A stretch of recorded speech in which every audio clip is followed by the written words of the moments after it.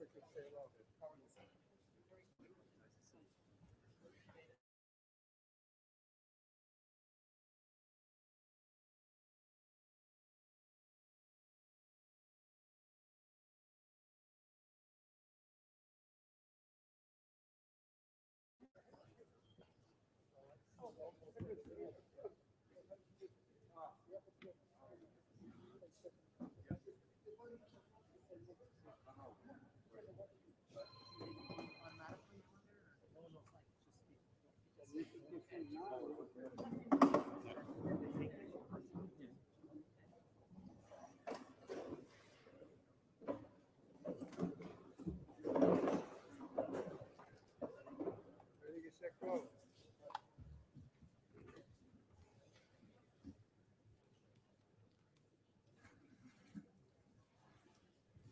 ready?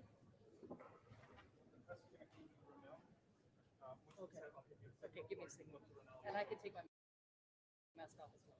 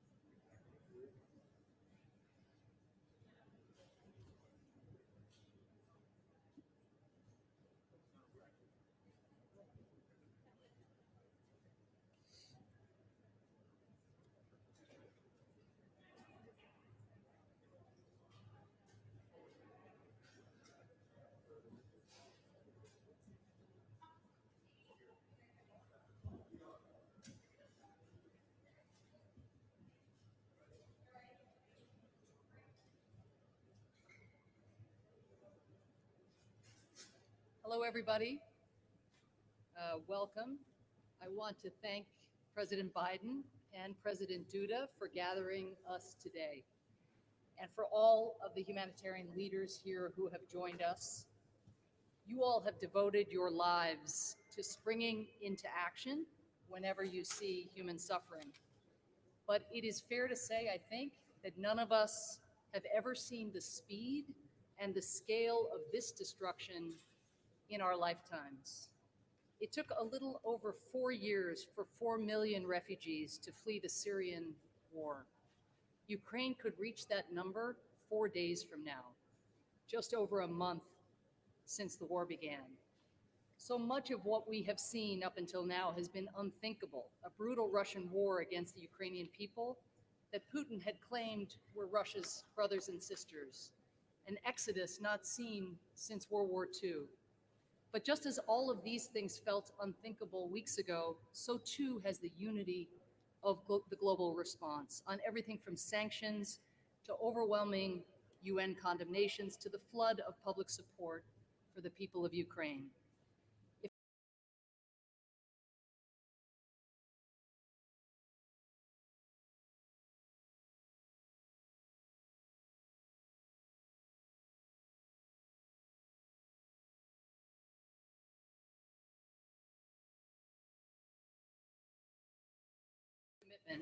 To support the life-saving work that you are leading.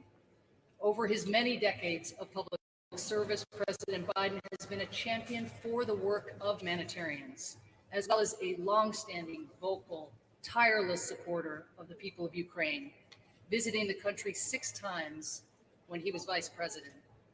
Together with our allies and all of you, he has spent the last many months preparing for and mobilizing the world to rally a humanitarian response at a scale and speed unlike any I have ever seen.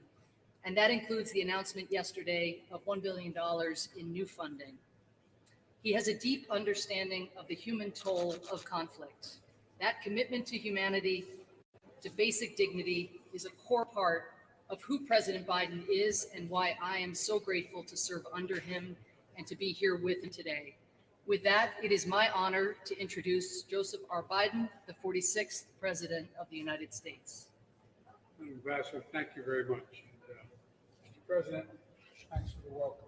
Thanks for having us here. And we sent you our best. We sent you Brzezinski as our ambassador, and I'm glad he's here as well. And as you and I have spoken before, Mr. Mr. President, the single most important thing that we can do from the outset is keep the democracies united in our opposition and our effort to curtail the devastation that is occurring at the hands of a man who, quite frankly, think is a war criminal. And I think it will meet the legal definition of that as well. But I want to thank everyone for, and I think it's no surprise that how we've all stayed together across the board. The most severe punishing sanctions in the history of the world. Economic sanctions have been imposed, and there's more that will come. But there's still an awful lot of suffering. I, like many of you in the past, have been through refugee camps all around the world, literally, and seen the devastation as a consequence or abandon and in the war-ravaged regions of the world.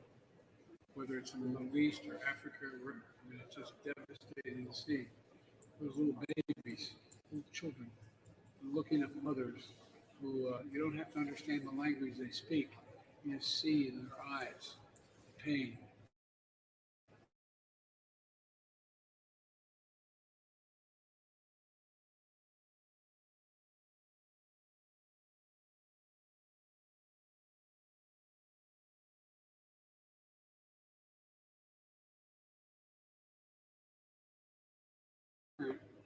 Than to see a child suffering, their child suffering.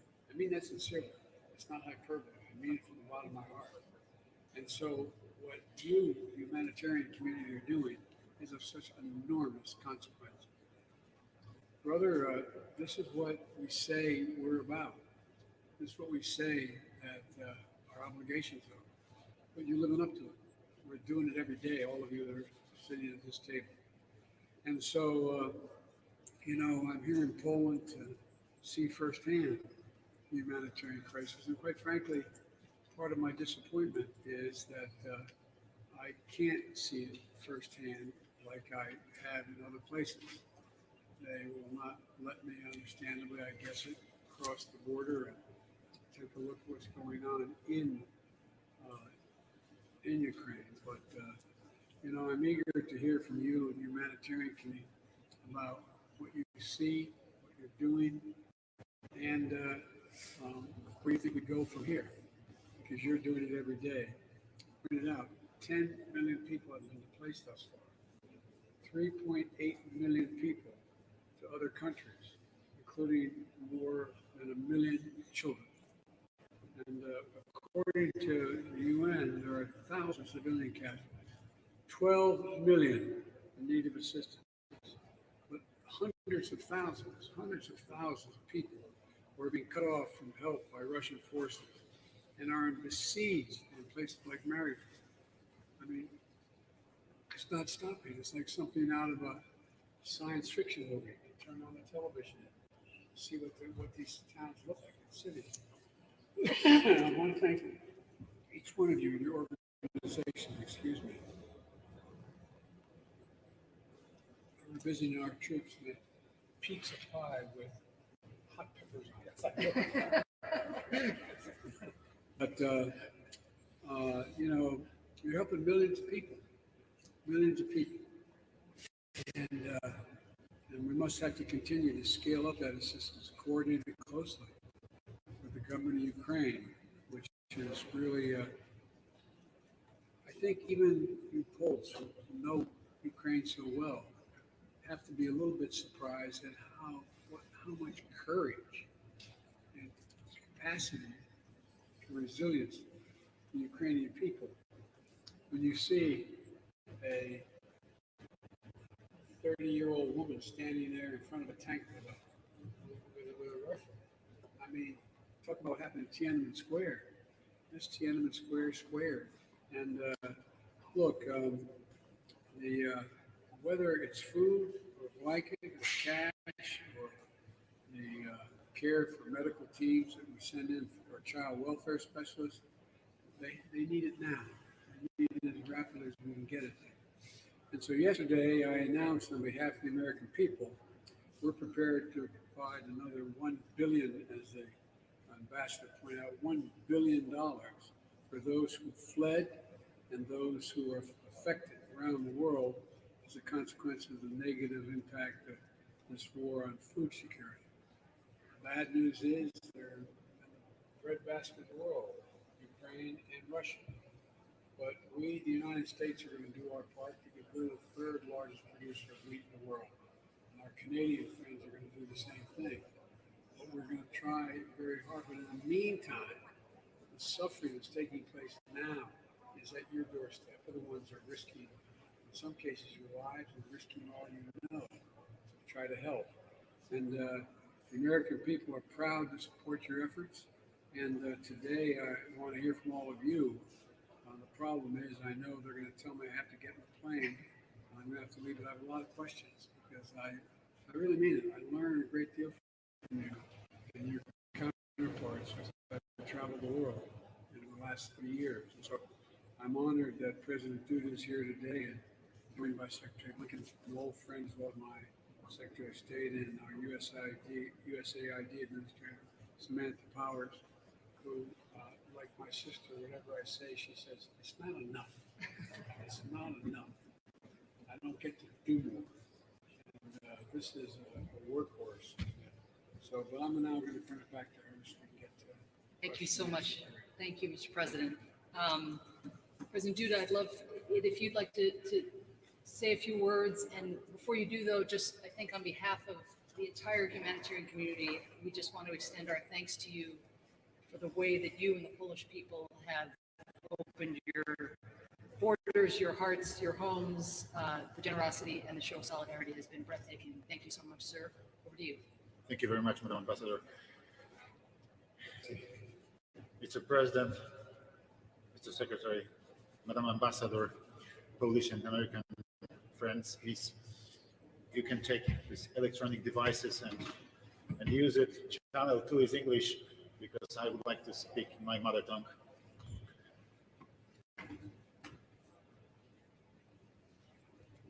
Of course, I can understand Polish. Ekscelencjo, panie prezydencie, drodzy amerykańscy i polscy przyjaciele, szanowni państwo, bardzo dziękuję panu prezydentowi i całej delegacji Stanów Zjednoczonych Ameryki za przybycie do Polski, ale w pierwszej kolejności tutaj właśnie Rzeszowa na Podkarpacie, blisko bardzo, bezpośrednio praktycznie, w bezpośredniej bliskości granicy polsko-ukraińskiej, w miejsce, gdzie ten wpływ uchodźców do Polski jest największy. Obecność pana prezydenta tutaj to po pierwsze wielki znak jedności, ogromny znak wsparcia jedności euroatlantyckiej, jedności z moim krajem, z Polską, wielkiej przyjaźni pomiędzy Polską a Stanami Zjednoczonymi, głębokiego sojuszu. To świadectwo wielkiego wsparcia i dbałości o wzajemne relacje, ale także, co dla mnie ogromnie ważne, o bezpieczeństwo Rzeczypospolitej.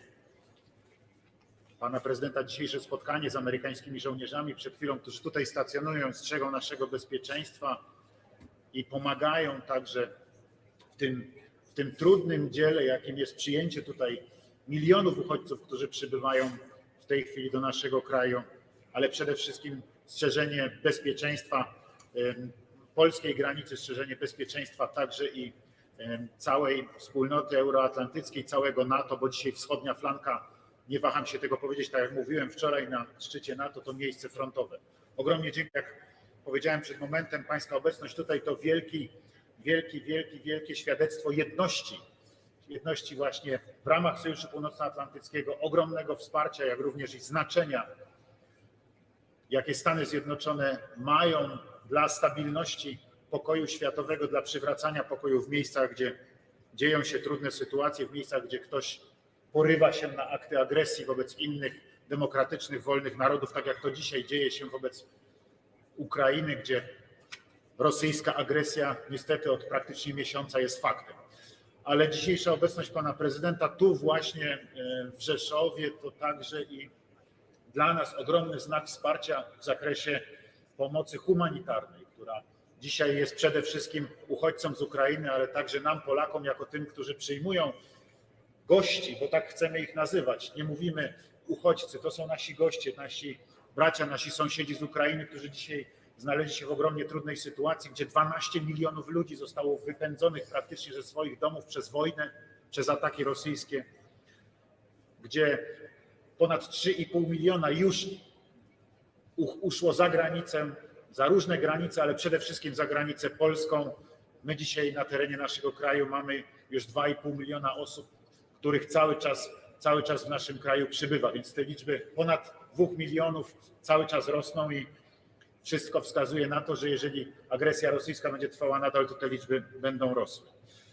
Jest to dla mnie przede wszystkim sposobność także, żeby jeszcze raz podziękować panu prezydentowi, gościom ze Stanów Zjednoczonych, ale także organizacjom pozarządowym i tym z mojego kraju, poczynając od organizacji, które są dzisiaj tutaj obecne z nami przy tym stole, jak i wszystkich organizacji, które są zaangażowane, NGO-sów polskich, ale również i organizacji amerykańskich, których bardzo wiele już i jest obecnych na terenie naszego kraju i przysyła różnego rodzaju pomoc do naszego kraju. W tym kontekście chciałem ogromnie panu prezydentowi podziękować za wsparcie, ale także poprosić o przekazanie mojego osobistego podziękowania dla pierwszej damy Stanów Zjednoczonych, dla pani Jill Biden, dla małżonki pana prezydenta i serdecznych pozdrowień od mojej żony. Panie rozmawiały ze sobą kilka dni temu. Moja żona opowiadała o sytuacji w Polsce, dzieliły się różnymi możliwościami pomocy. Później moja żona odbyła wizytę do Stanów Zjednoczonych, przywiozła ze Stanów Zjednoczonych właśnie dla wsparcia Ukrainy, bo szpitali ukraińskich, jak również i placówek, w której tutaj w Polsce w tej chwili są leczone, przebywają dzieci z Ukrainy, także ranne dzieci z Ukrainy, wiele sprzętu medycznego i lekarstw ze Stanów Zjednoczonych. Jesteśmy już za tą pierwszą, bardzo szybko przychodzącą pomoc, panie prezydencie, ogromnie wdzięczni. Proszę, żeby te podziękowania pierwszej damie Stanów Zjednoczonych od nas wszystkich, a zwłaszcza serdecznych pozdrowień także od mojej żony, żeby to przekazać. Proszę państwa, jest to wyzwanie ogromne. Ta pomoc rzeczywiście coś niespotykanego praktycznie rzecz biorąc, bo w ciągu kilku tygodni ponad 2 miliony ludzi przybyło do naszego kraju. My nie przeżyliśmy niczego takiego do tej pory w naszej historii. To jest pierwszy raz, ale chcę podziękować także wszystkim moim rodakom, którzy otwarli swoje serca i otwarli swoje domy, którzy przyjęli uchodźców, ale tak jak powiedziałem, przede wszystkim naszych sąsiadów, naszych braci z Ukrainy, którzy dzisiaj znaleźli się w trudnej sytuacji, znaleźli się w potrzebie i którym wszyscy ogromnie chcemy pomóc. Przebywają oni w domach, przebywają oni w różnego rodzaju ośrodkach. Są bardzo często osoby ciężko już poszkodowane przez wojnę, osoby ranne, osoby chore, osoby, które znajdują się też w traumie psychicznej po przeżyciach, które przeszły. Bardzo często przybywają tutaj, zwłaszcza w ostatnim czasie do Polski, w ogóle prawie bez dobytku. Uciekali przed bombami. Sytuacja jest bardzo trudna, dlatego ogromnie jesteśmy wdzięczni za wszelką pomoc, bo ona jest dzisiaj rzeczywiście bardzo potrzebna. Robimy ze swojej strony wszystko, co możliwe. Ogromne poświęcenie ze strony organizacji pozarządowych, ogromne poświęcenie ze strony wolontariuszy, ogromne poświęcenie ze strony strażaków, wielka pomoc ze strony organizacji kościołów, kościoła katolickiego, ale także i innych kościołów w naszym kraju i wspólnot religijnych. Wielkie wsparcie ze wszystkich stron niesione przez ręce także z zagranicy. Ogromnie za to dziękujemy. Jest to wielkie wyzwanie, ale to jest w naszym poczuciu także i wielkie wyzwanie dla wolnego świata, któremu wszyscy musimy sprostać. Jeszcze raz dziękuję za tą wizytę i cieszę się ogromnie z tej rozmowy, którą możemy odbyć. Wszystkie władze w Polsce są zaangażowane w tą pomoc. To nie tylko władze rządowe, oprócz oczywiście organizacji pozarządowych i wolontariuszy, ale także władze samorządowe. Jutro pan prezydent spotka się z uchodźcami w Warszawie, ale będzie tam obecny także premier rządu Rzeczypospolitej, pan Mateusz Morawiecki, będzie obecny prezydent Warszawy, pan Rafał Trzaskowski. Będą razem dzielili się z tymi swoimi działaniami, które cały czas w Polsce są prowadzone właśnie po to, by sprostać tej trudnej sytuacji, poradzić sobie z tym problemem. Jeszcze raz bardzo się cieszymy z wizyty pana prezydenta i serdecznie witamy w naszym kraju. Madam Ambassador, I'm going to get in real trouble if I don't. I forgot to say something. My wife sends her best as well. She also went to St. Jude's Hospital, which is a cancer hospital in the United States, to see those young Ukrainian children who were brought over seeking serious help for the cancers they have. And she said to give her best to you. That's why she's not with me today. She's out west. Thank you. Thank you for saving me. Thank you, Mr. President. And thank you, President Duda, so much. If I may just ask now the media to leave the room, thank you so much for being here so we can commence our discussion on the humanitarian circumstances. Thank you so much.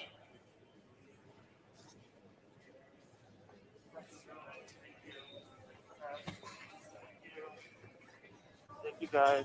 Thank you. Thank you.